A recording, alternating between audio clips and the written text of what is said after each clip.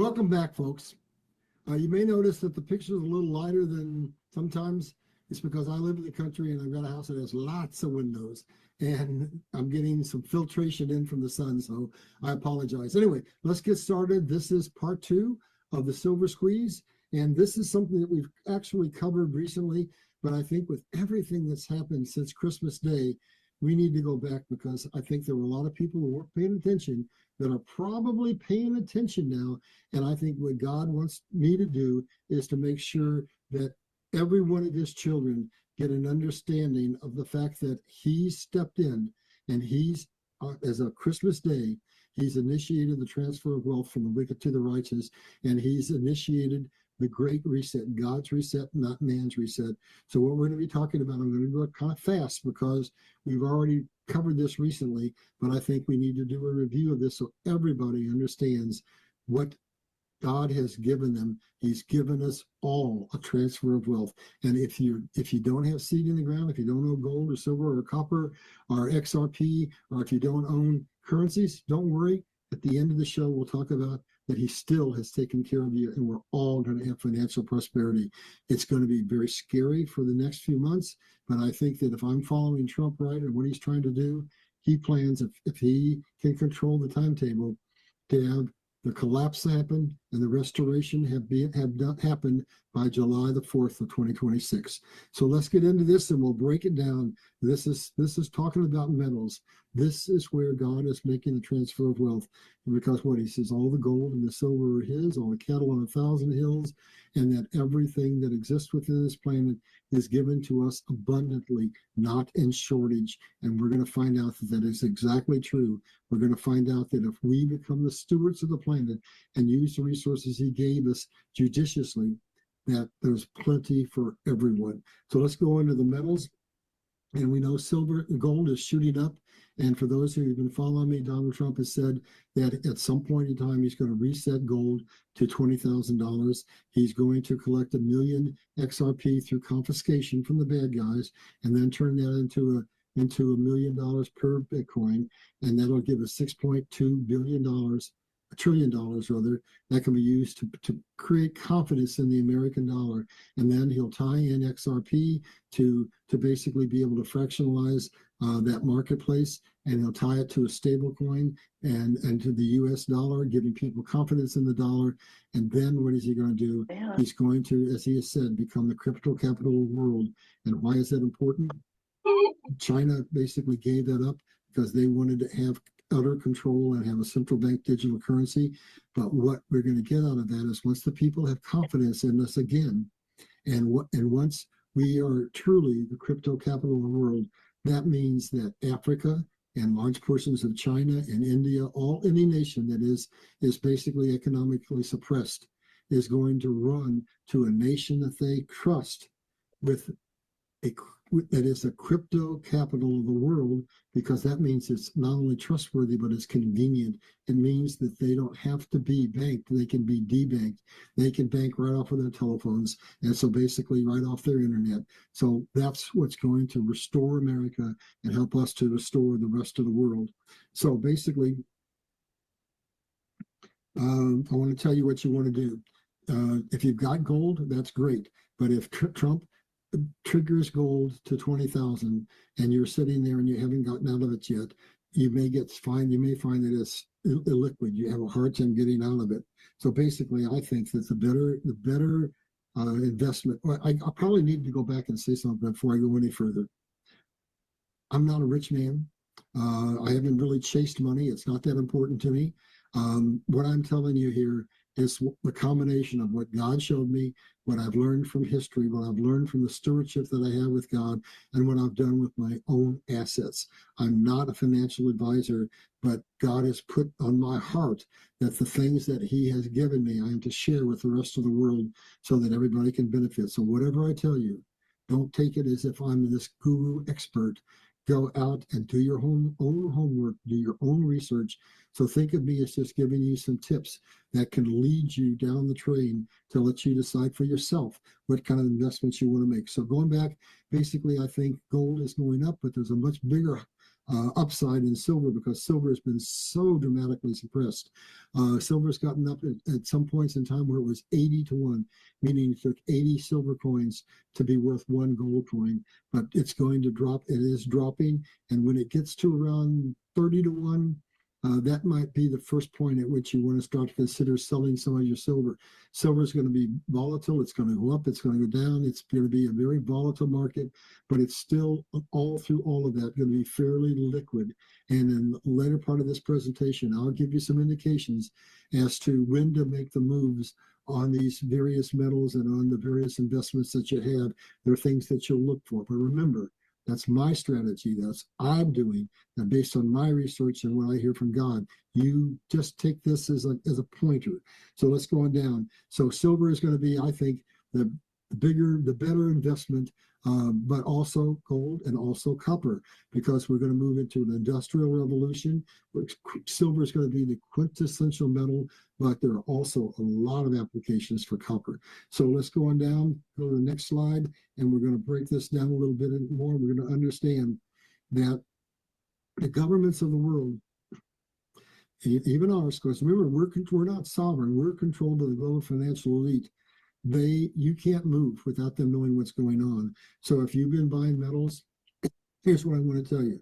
The government tracks every transaction you make. If you had a transaction with a major dealer, I don't care how large or small it was, the government knows. If you wire currency to a dealer, the government knows. If you got a safety deposit box, the government knows. Remember, they rifled the safety deposit boxes in 1933. If you have imported money from a foreign country, the government knows. The government tracks your digital footprint. So if all you did was just go to a bunch of websites, the government knows you're looking at silver.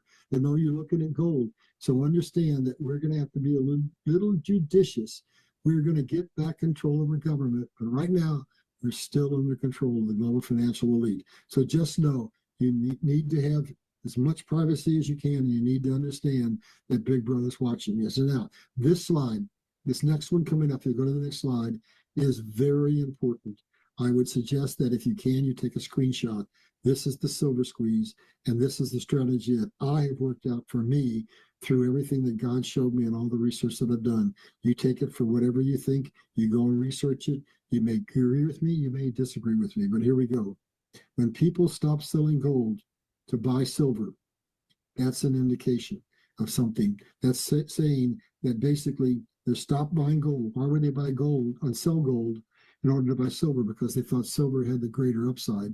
But when that stops, then that's the first point at which you stop and start evaluating your silver holdings and say, is it time to sell some? And if you do, here's a recommendation that almost every financial advisor out there says, if you can, whatever amount of money you put into the investment in the first place, get it out so that you're broken even. So at some point, when you think that silver is at the right point, you may want to take out whatever your initial investment was. And then going on down, after the COMEX, and for those who don't know, the COMEX is the paper market for silver. After those dealers declare force majeure, then we're going to find out exactly what's going to happen to the banks and how bad this economic situation is going to be. That's going to be a very important moment for you to look at and to assess what you want to do with your holdings. Let's go on down. And these are all things that you're going to be able to track very easily if you just keep your eyes open. Likely that when gold and silver go to the ratio of 30 to 1, that's a significant time where you might want to get out of some of your silver. And that's probably going to be around $150 or higher. And that's when you want to get your original investment back. So basically just pay attention. It's going to be all over the internet, going on down. When industrial demand falters, then you want to look at getting out. And what I mean by that is when we get to the point that silver has gotten so high that the industrial demand is dropping off, that's another indication that this is a point in which you might want to liquidate some more of your silver. So basically, I'll put it to you this way. When you go into the stock market or any investment, you cost average in. When you come out, you cost average out, because you don't want to wait till the bottom. You don't want to sell prematurely. So you cover yourself by coming out of that position a little at a time. These are just things you look at that are indicators that it might be time for you to make another one of those withdrawals out of your accounts. And let's go on down. Keep some of your silver and right up to the end, because I have no earthly idea how high it's likely to go. So I would certainly keep some of it until there was absolutely no movement in the silver market. And even then, you'll be able to sell it. Why? Because unlike gold, it is absolutely essential for industrial applications. So the silver market might change. You might not be selling it to the same people, but there will be a market for your silver more so than there might be a market for gold.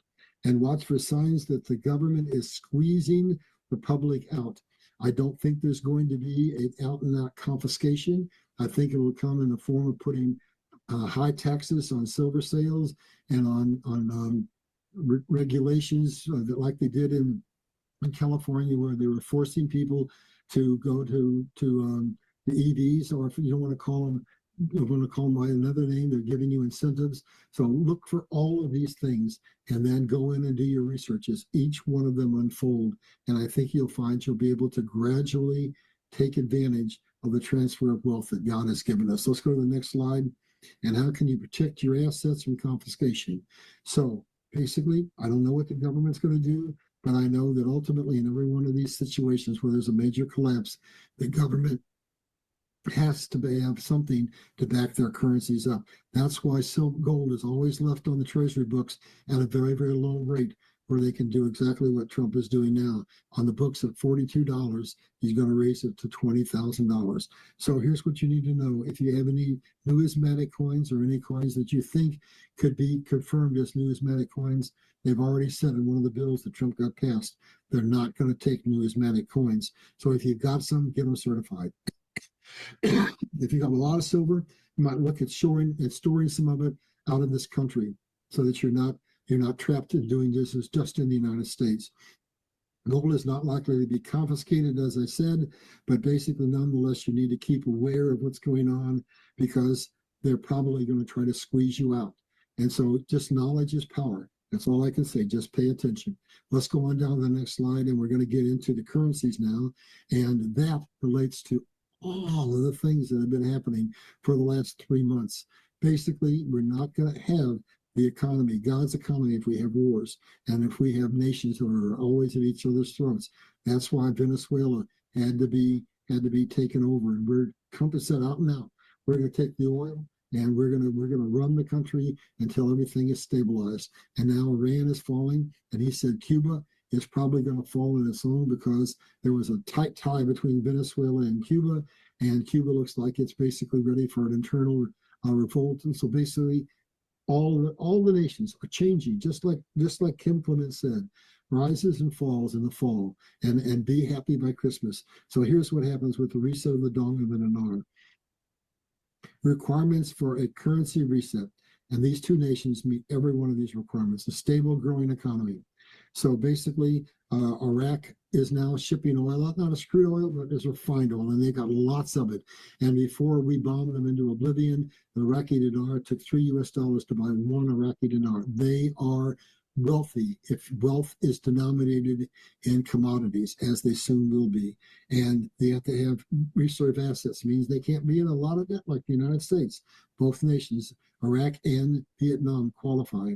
Stable governments. There's no wars going on in either one of those governments right now. And what just happened in Iran is going to be beneficial to allowing the dinar to resurface, because those who don't know, Iran has a lot of control and leverage over Iraq. So now that their government is falling and going to be stabilized, that's an indicator that we will possibly very soon, I'm not saying tomorrow, but next month, 2 months, I don't know. But basically, we've been waiting for 20 years, and it's going to happen. All the signs are there. And they have all kinds of natural resources. They have adequate infrastructure. They've rebuilt. They've got pipelines. They've got oil refineries, adequate infrastructure, manufacturing capability, international trade agreements, domestic trade agreements, undervalued currency. and food and water security. So let's talk about Vietnam. They meet all of those requirements.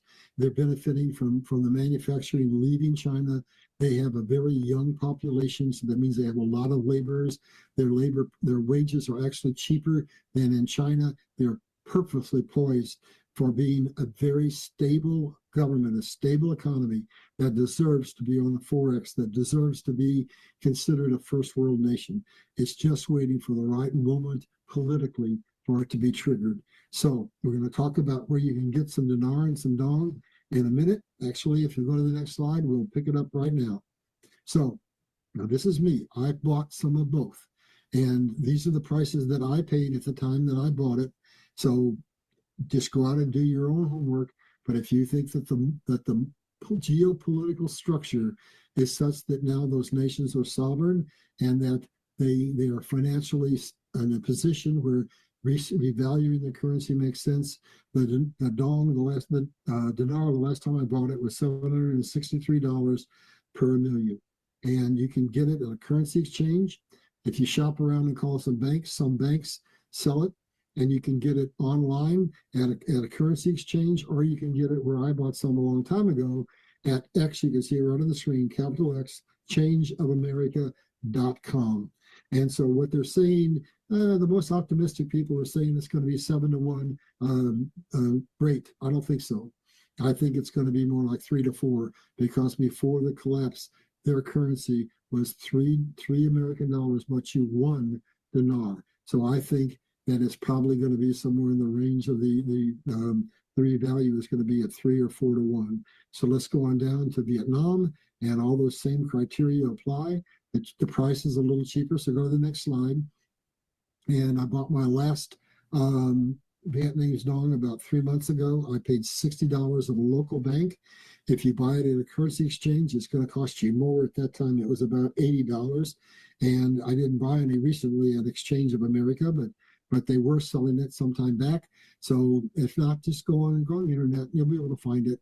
Don't buy it from a private party. Get it from a legitimate broker, because there are instances of counterfeit occurring within these currencies. So there you go. There's the two currencies that are most likely to reset soon. And then let's go to what's happening in Venezuela.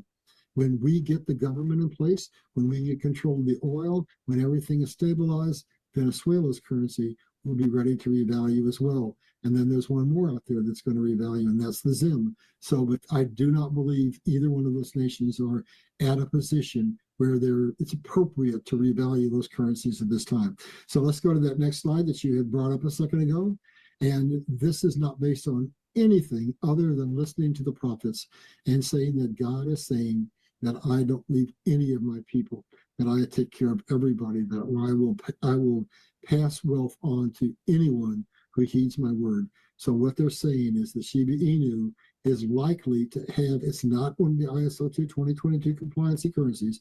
It's not based on utility. It's just based on something that the prophets are saying is going to happen. As the dollar devalues, people are going to run to gold like they are. They'll run to silver, they'll run to the dinar, they'll run to dong.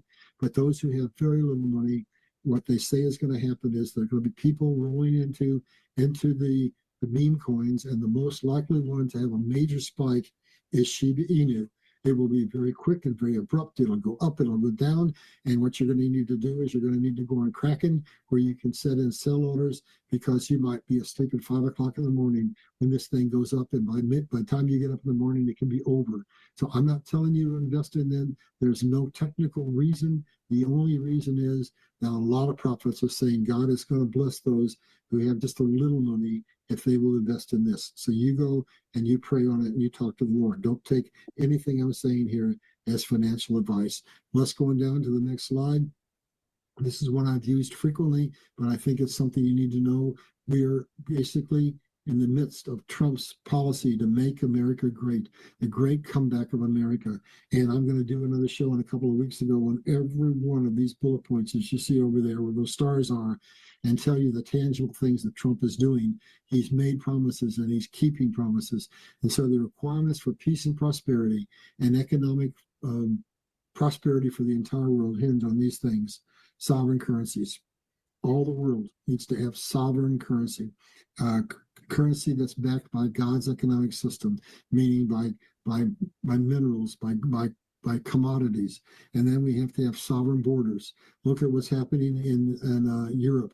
Basically, the entire all of Europe is being destabilized because of the refugees that came in that believe in Sharia law. And now they're sitting there and they have two diametrically opposed political positions happening in the world. You can't have that. That's why we have to have our borders closed, and we have to get out the people who came in, particularly since 2020 when we had COVID. And then you have to have resource independence, because without the resources, you can't manufacture the goods. And the way it works, they say he who controls money controls the world. However, where does that money come from? It comes from God's natural resources that man turns into products and then sells, and that becomes the money that controls the nation, and that buys the spheres of influence. So basically, you have to have resource independence, manufacturing prowess, remove regulatory obstructions. And Trump has said that anybody who gives $1 billion to build a factory, he'll remove all the restrictions and get you pulling your bulldozers on that property in no time. You have to have energy independence. And basically, we just got a whole lot of oil, and we're going to see oil drop, and we're going to see that we're not importing, we're not dependent on anybody for oil.